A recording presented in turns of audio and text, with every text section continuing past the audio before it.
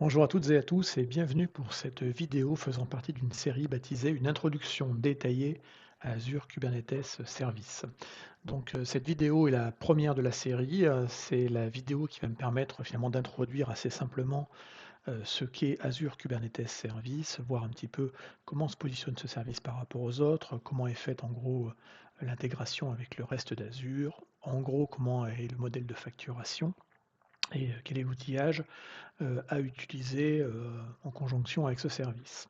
D'autres vidéos suivront et contiendront des détails sur tous ces différents éléments. Et là, pour le coup, je descendrai un petit peu plus dans les informations et dans l'implémentation qu'il peut y avoir derrière.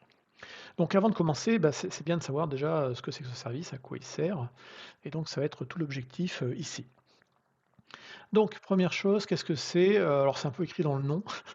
Azure Kubernetes Service, c'est un service managé PaaS, on pourrait dire, pour Kubernetes. Donc c'est l'implémentation en fait, d'une solution, qui est, pas mal utilisée aujourd'hui, qui est Kubernetes, qui est utilisée quelles que soient les plateformes.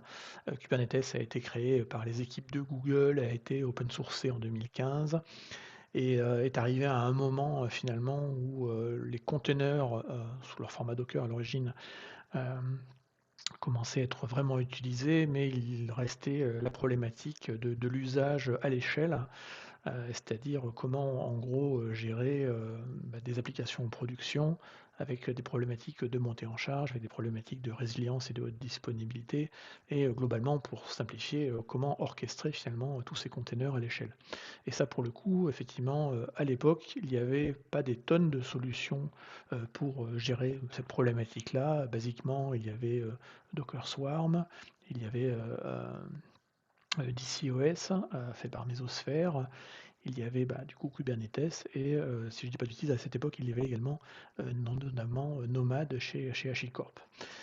Néanmoins, on était, encore balbutiant à cette période-là, dans les années 2015-2016 et en fait, très rapidement, Kubernetes qui en fait, à l'origine, a été un produit, dérivé ou un projet open source qui a été, créé par des gens de chez Google. Ils ont, repris les concepts qu'ils avaient dans un système interne, baptisé Borg. Eh bien, comme le système était plutôt bien conçu au départ, il y a eu une vraie «adhérence» entre guillemets, de l'industrie sur Kubernetes et globalement aujourd'hui, globalement c'est devenu de facto la solution, pour orchestrer, des applications en container, dans tout ce qui est microservices notamment. Donc là encore, Kubernetes aujourd'hui, est une solution qui est du coup portable, on peut la trouver à peu près partout, hein. Et donc cette solution, elle est, du coup proposée par à peu près tous les fournisseurs, de cloud dans des déclinaisons plus ou moins managées. Mais l'idée quand même, c'est de, faciliter le ticket d'entrée, à la technologie, à la plateforme Kubernetes, que finalement on doit parler d'une plateforme, heu, clairement, il y a tellement de composants à l'intérieur qu'il ne faut pas voir ça autrement. Donc il faut imaginer que vous avez une plateforme Kubernetes qui va être, au-dessus, d'un fournisseur de cloud tel que Microsoft. On aurait les équivalents également, chez AWS avec EKS ou chez GKE, chez Google, mais vous le retrouverez dans à peu près tous les hosters, des services Kubernetes parce que c'est la demande aujourd'hui qui fait ça et c'est le marché. Donc juste pour rappeler, hein, on va être vraiment ici sur de l'orchestration, au niveau, container. Je rappelle que dans les containers, en fait, on fait de la virtualisation de kernels pour les applications.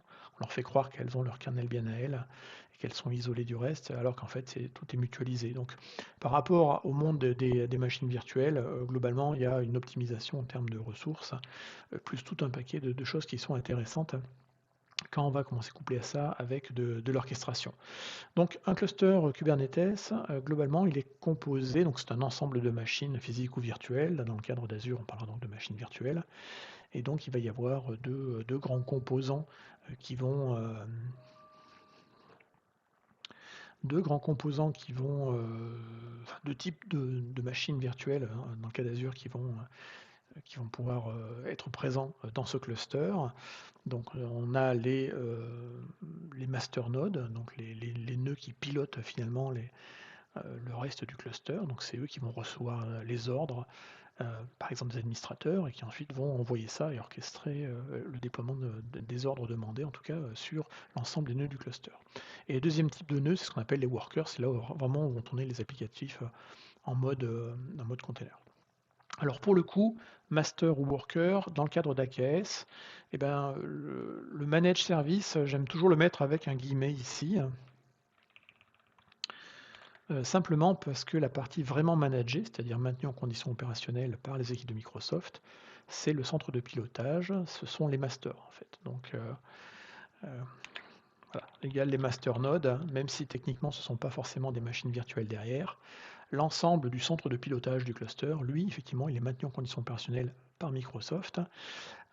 Et derrière, effectivement, les worker nodes, eux, eh bien, vont être instanciés et visibles dans les interfaces d'Azure sous la forme de machines virtuelles ou plus généralement sous la forme de VMSS, donc de Virtual Machine Scale Set, c'est-à-dire des fermes de serveurs qui sont toutes basées sur la même image.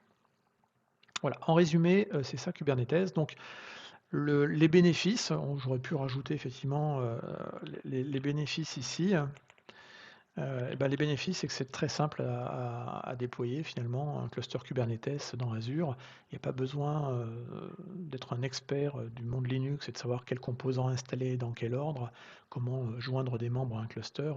Tout ça est complètement automatisé pour vous. Les montées de version également sont également très automatisées et il va y avoir plein d'intégrations avec d'autres services qui vont simplifier globalement la gestion de l'ensemble et faire en sorte qu'on n'ait pas besoin vraiment de descendre au niveau infrastructure dans les systèmes d'exploitation pour aller faire du bricolage pour que ça fonctionne. Donc ça, c'est ça la bonne nouvelle, et c'est pour ça que c'est massivement utilisé depuis des années.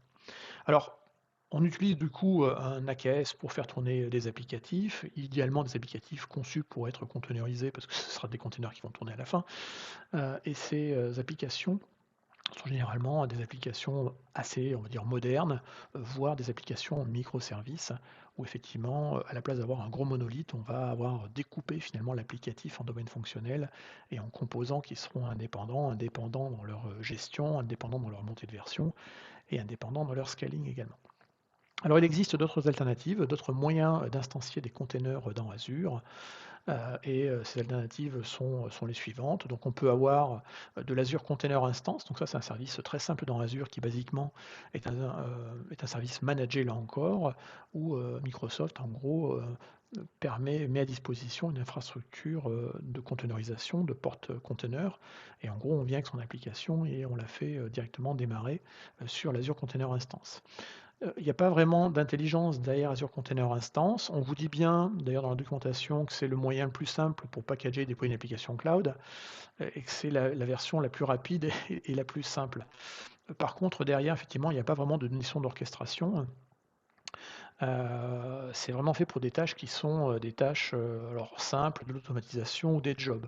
Et on vous dit bien que pour des scénarios où vous avez besoin vraiment d'une orchestration, du service discovery, etc., et ben, la recommandation, ça reste effectivement AKS derrière. Donc en gros, on considère Azure Container Instance quand on veut tester un container ou qu'on n'a pas des gros besoins en termes de gestion de disponibilité, etc., et où on n'a pas besoin en gros d'orchestration.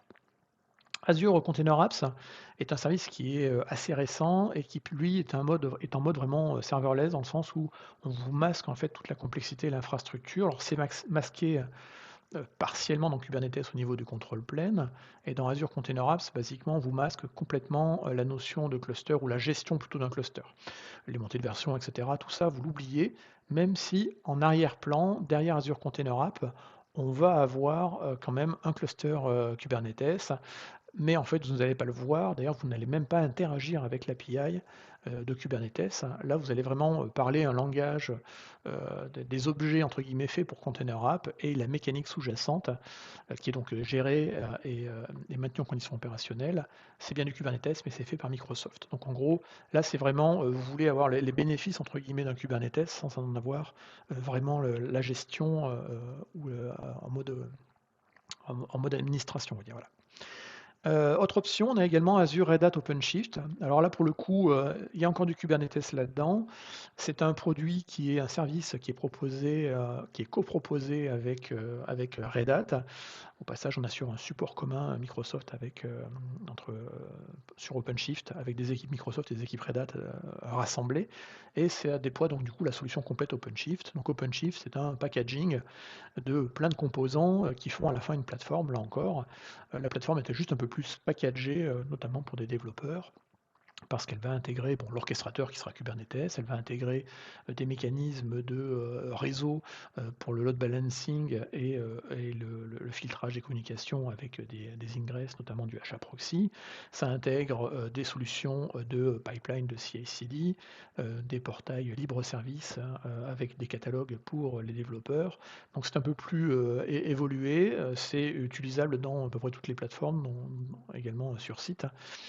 Et donc c'est un service là qui pour le coup est managé vraiment à 100% par les équipes Microsoft et Red Hat. On peut également faire tourner des containers sur n'importe quelle machine virtuelle dans Azure. Donc il suffit juste d'installer effectivement une solution de porte-container comme un Docker Engine par exemple, ou un Podman ou autre chose dessus, et ça on peut le faire. Donc on peut faire également du Kubernetes sous la forme de machine virtuelle, gérée à 100% par le client. Et je rappelle que dans le modèle de responsabilité partagée, quand on va parler d'infrastructure de service et de VM, la responsabilité du fournisseur de cloud s'arrête à fournir une bonne couche de virtualisation, ce qui se passe ensuite dans la VM et du ressort du client. Donc là, ça veut dire que quand vous allez utiliser des machines virtuelles, soit vous connaissez toutes les procédures d'installation, de maintien en conditions opérationnelles, de montée de version, etc. Soit vous passez par une solution qui va les piloter et créer des machines virtuelles de type Rancher par exemple, mais il y en a d'autres, hein. Et là pour le coup, là encore, ce sera des machines virtuelles et la responsabilité s'arrêtera à la couche de virtualisation du côté du fournisseur comme Microsoft.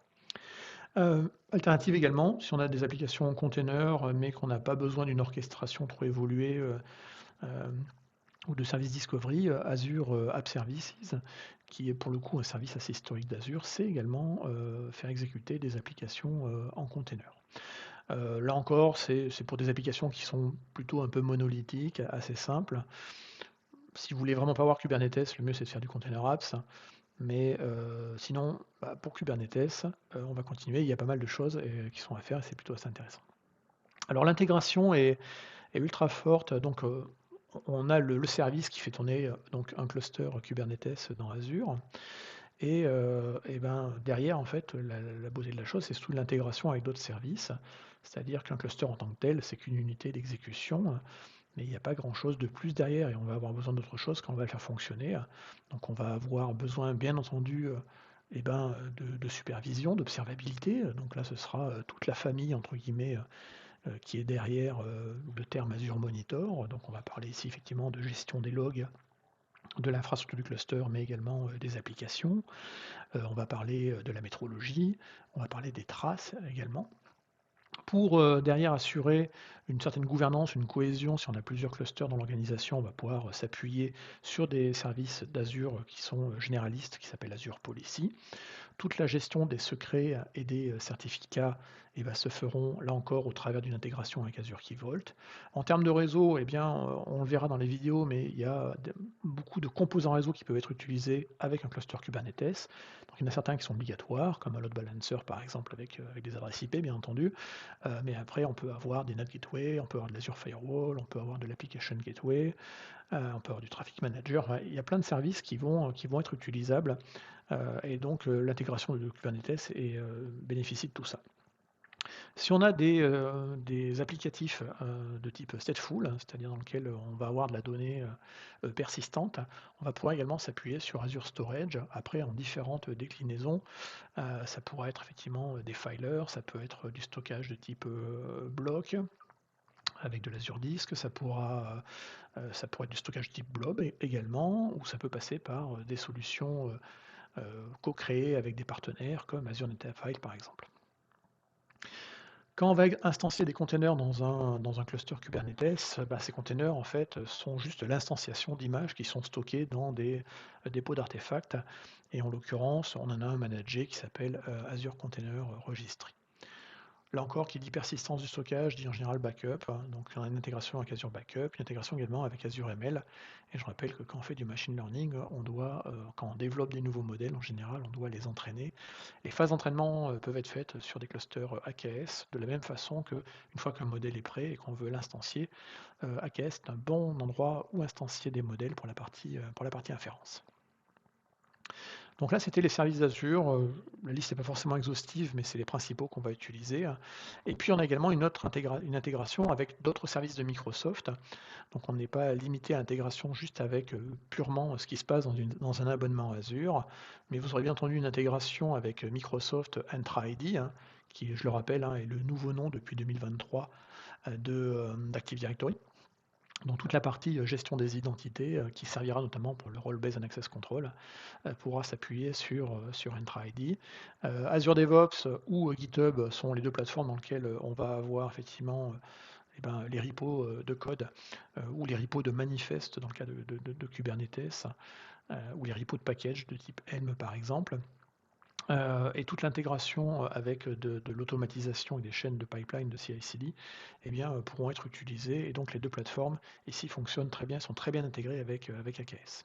Et en termes de sécurité, là encore, côté Microsoft Defender for Cloud, en fonction des composants Azure qu'on utilisera, plus ce qu'on fera tourner dans le cluster Kubernetes, on a du Microsoft Defender for Containers qui sera spécifique et qui permettra encore de sécuriser l'ensemble. On a également du Microsoft Defender for DevOps qui permettra de sécuriser les chaînes de pipeline CI/CD utilisées.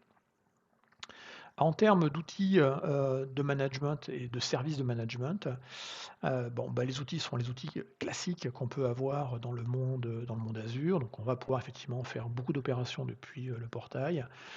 Pas toutes, parce qu'en fait le portail n'est qu'un sous-ensemble de ce qu'on peut faire, et quand on voudra aller un peu plus loin, on utilisera soit du PowerShell ou de la ligne de commande, l'Azure CLI.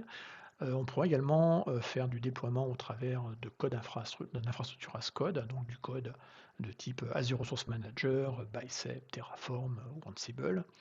Et puis parce que c'est du Kubernetes derrière, on aura les API de Kubernetes qui, elles, se pilotent au travers de l'outil kubectl, qui est l'outil classique permettant, entre guillemets, d'envoyer des ordres et de piloter un cluster Kubernetes, quel que soit l'endroit où ce cluster est instancié. Du coup, on va dire que tous les outils Kubernetes qu'on peut trouver généralistes et qui utilisent les API de Kubernetes, vont fonctionner également dans le cadre d'AKS parce que c'est un Kubernetes vanilla et donc on n'a pas de choses particulières, on expose les API de Kubernetes, c'est un Kubernetes tout à fait classique. Si on commence à gérer une flotte de clusters AKS, on a un autre service ici que j'aurais peut-être pu mettre d'ailleurs dans la partie intégration, mais elle passe tellement mieux ici dans la partie management, c'est Azure Kubernetes Fleet, qui, comme son nom l'indique, permet de gérer une flotte de serveurs Kubernetes, donc une flotte d'AKS.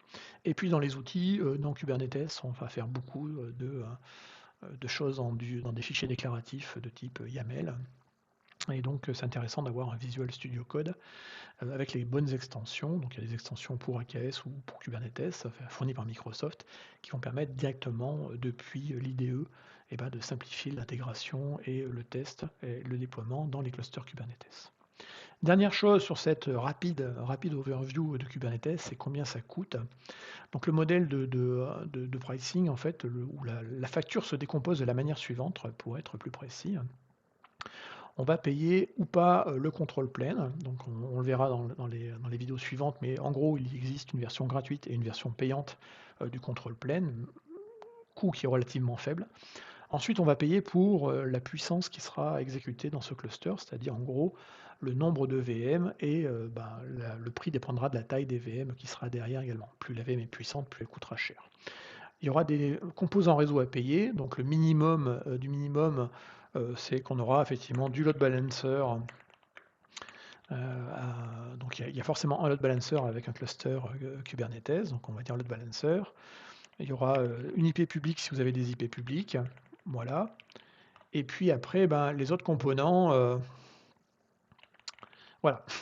Je vais marquer others parce que ça dépendra de la manière dont vous allez déployer tout ça.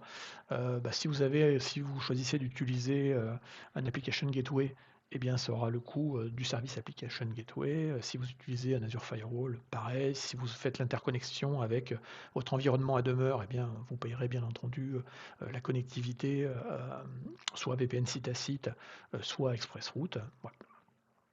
Ensuite, en fonction de la manière dont on déploiera les nœuds ce sont des machines virtuelles. Il y a donc des disques durs qui sont associés derrière. Donc il existe deux types de disques durs, les éphémères qui sont sur les hyperviseurs, mais qui par définition sont éphémères, ou les disques durs classiques qui sont les Azure Disk. Donc si vous avez des disques durs classiques, soit pour les OS, soit pour du stockage persistant, eh bien ce sera un coût supplémentaire. Et puis ici, ben là encore, Other Service. Je ne sais pas d'ailleurs si Other faut un S ou pas, on va mettre comme ça. Donc les autres services, bah, si vous utilisez par exemple du Microsoft Defender for Cloud ou de l'Azure Key Vault ou de l'Azure DevOps, bah, tout ça effectivement ça va avoir un coût. Et donc quand on pense au pricing, il faut avoir une vue assez globale. Mais globalement, du point de vue purement Kubernetes, on paye ou pas le control plane, on paye la taille des VM et on paye un minimum, on va dire en load balancer, voire une adresse IP publique, là encore qui n'est pas obligatoire. Eh bien, je pense que là on a vu à peu près tout ce qu'il fallait savoir à minima pour comprendre ce qu'est Azure Kubernetes Service. Eh bien, dans les prochaines vidéos, eh bien, je rentrerai un peu plus dans le détail de tout ce qu'il y a comme option disponible au niveau du control plane, il y en a plein. Au niveau du worker, il y en a encore plus. Au niveau de la sécurité, du stockage, des intégrations, du monitoring. Bah, le sujet est très vaste. Vous voyez vraiment Kubernetes et donc AKS comme une plateforme sur la plateforme. Et donc forcément, il y a plein d'options et c'est le but de cette série de vidéos. La mind map que j'ai utilisée sera disponible ici dans la description de cette vidéo et vous avez également dans la description de cette vidéo le lien vers la playlist avec l'ensemble des vidéos qui sont concernées. Il y a quelques heures de visionnage là-dessus. Merci beaucoup et au revoir.